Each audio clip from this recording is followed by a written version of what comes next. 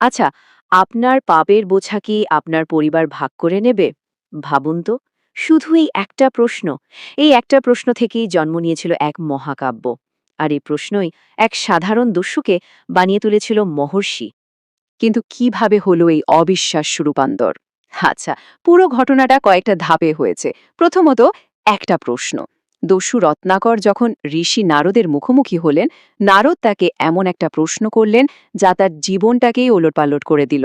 তারপর এলো অনুতাপের পালা। যখন তার পরিবার তার পাপের ভাগ নিতে রাজি হল না, রত্নাকর এমন এক গভীর তপস্যায় বসলেন যে তার পুরো শরীর উইয়ের ঢিবিতে বাল্মীকে ঢেকে গেল। আর সব শেষে তিনি জ্ঞান লাভ করলেন।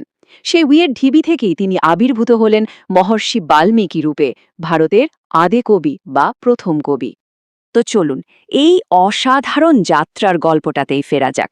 আমরা দেখব কিভাবে একজন দস্যু থেকে ঋষি হয়ে ওঠার এই অবিশ্বাস্য কাহিনী এক মহাকাব্যের জন্ম দিল।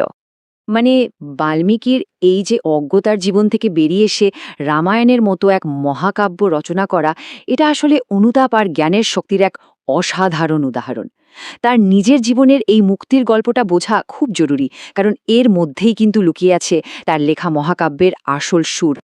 যেহেতু লেখকের জীবনটাই তার মহাকাব্যের সুরটা বেঁধে দিয়েছে, তাহলে চলুন এবার সরাসরি মহাকাব্যটার দিকে তাকাই। বাল্মীকির রামায়ণ গোড়ার দিকে ঠিক কী বার্তা দিতে চেয়েছিল? মূল রামায়ণে একটা অসাধারণ কথা বলা আছে।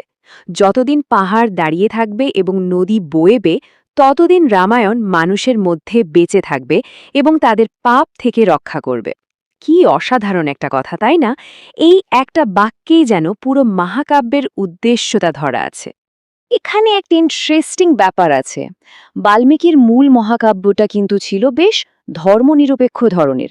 মানে, এর মধ্যে একটা সার্বজনীন নৈতিকতার সুর ছিল। রামকে এখানে বিষ্ণুর অবতার, একজন আদর্শ পুরুষ হিসাবে দেখানো হয়েছিল, কিন্তু তিনি তখনও পরমেশ্বর বা ভগবান হিসাবে পূজিত হতেন না। আর ঠিক এই পয়েন্টটাই কিন্তু গল্পের পরবর্তী বিবর্তনের জন্য খুব গুরুত্বপূর্ণ হয়ে ওঠে। তাহলে প্রশ্ন আসেই, বাল্মীকির লেখা সেই মূল গল্পটা সময়ের সাথে সাথে কিভাবে এত পাল্টে গেল? একটা মহাকাব্য থেকে হাজারটা নতুন গল্প, কি করে হলো এটা? চলুন এই যাত্রাপথটাই এবার একটু দেখি। আসলে রামায়ণ তো শুধু একটা বই ছিল না, এটাকে একটা মূল উপাদান বা কোর ম্যাটেরিয়ালের মতো ভাবতে পারেন, যা থেকে শতাব্দীর পর শতাব্দী ধরে বিভিন্ন ভাষায় অগণিত সংস্করণ তৈরি হয়েছে। মানে, বাল্মীকির লেখাটা ছিল এই বিশাল যাত্রার একটা শুরু মাত্র। এই বিবর্তনের সময়টা একবার ভাবুন। পঞ্চম শতকে কালিদাসের রঘুবংশ থেকে শুরু করে দ্বাদশ শতকে তামিল কাম্বান রামায়ণ, আর তারপর ষোড়শ শতকে তুলসীদাসের রামচরিতমানস। মানে, হাজার বছরেরও বেশি সময় ধরে এর রূপান্তর ঘটেছে। আর প্রত্যেকটা নতুন সংস্করণ এর মধ্যে নতুন অর্থ, নতুন মাত্রা যোগ করেছে। এর প্রভাব যে কী অমূল্য ছিল, সেটা বোঝা যায় যখন আমরা দেখি ভারতের প্রায় প্রত্যেকটা প্রধান ভাষাতেই এর নিজস্ব সংস্করণ তৈরি হয়েছে। তামিলে কাম্বান রামায়ণ, তেলুগুতে রঙ্গনাথ রামায়ণ, আমাদের বাংলায় কৃত্তিবাসী রামায়ণ, আর হিন্দিতে তো রামচরিত মানস আছেই। এই বিস্তার দেখলেই এর গভীর সাংস্কৃতিক প্রভাবটা বোঝা যায়। কিন্তু এতগুলো ভার্সনের মধ্যে সবচেয়ে বড় আর সবচেয়ে গুরুত্বপূর্ণ পরিবর্তনটা কোথায় হলো? নিঃসন্দেহে সেটা হলো এর প্রধান চরিত্র রামকে নিয়ে ধারণার বদল। এখানেই আমরা দেখব কিভাবে রাম একজন আদর্শ নায়ক থেকে ধীরে ধীরে পরমেশ্বরে পরিণত হলেন, আর কিভাবে এই একটা পরিবর্তনই গল্পের পুরো অর্থটাই বদলে দিল। এই যে এত বড় একটা বদল, এর পেছনে একটা বড় কারণ ছিল, আর সেটা হলো রাম ভক্তি নামে একটি জনপ্রিয় ভক্তিমূলক আন্দোলন। এই ভক্তি আন্দোলনই রামের চরিত্র এবং গল্পের অর্থকে পুরোপুরি একটা নতুন খাতে বইয়ে নিয়ে যায়। দেখুন, এই দুটো ধারণার মধ্যে পার্থক্যটা কিন্তু আকাশ পাতাল। একদিকে বাল্মীকির রাম, তিনি ধর্মের রক্ষক, বিষ্ণুর একজন অবতার, তার গল্পের ফোকাস ছিল ধর্ম আর নৈতিকতার উপর। আর অন্যদিকে ভক্তি আন্দোলনের রাম, তিনি আর শুধু অবতার নন, তিনি নিজেই পরমেশ্বর বা পরব্রহ্ম। ভক্তদের কাছে তিনিই সব। তার গল্পে মুক্তির পথ হল ভক্তি।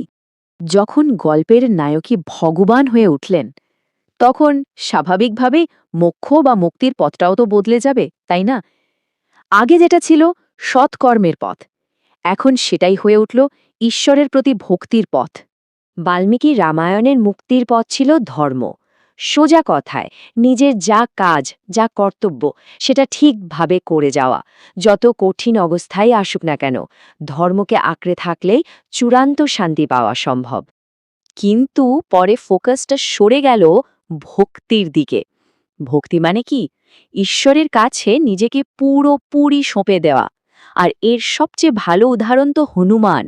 রামের প্রতি তার অটল ভালোবাসা আর ভক্তি থেকেই তো তার সব নিঃস্বার্থ কাজের জন্ম। তাহলে দেখুন ব্যাপারটা কিভাবে পাল্টে গেল।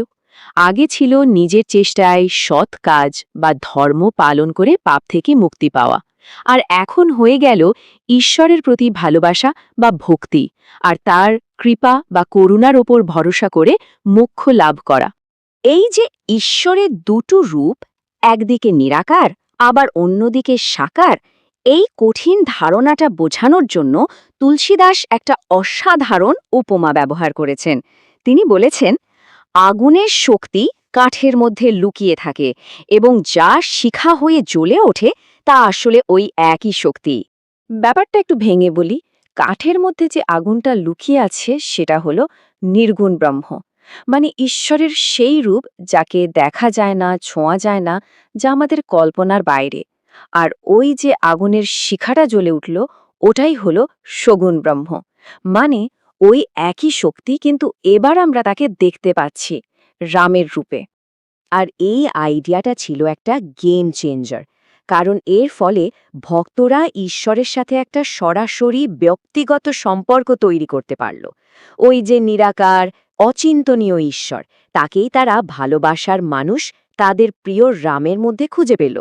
শেষ করার আগে চলুন একটা প্রশ্ন নিয়ে ভাবা যাক। রামায়ণের গল্পটা যেমন সময়ের সাথে সাথে নিজেকে নতুন করে বলেছে, আমাদের জীবনেও কি এমনটা হয় না? আমরা যে গল্পগুলো শুনি বা অন্যকে শোনাই, সেই গল্পগুলো তো আসলে আমাদের একটু একটু করে বদলে দেয়, আমাদের পরিচয়কে নতুন করে গড়ে তোলে, তাই না?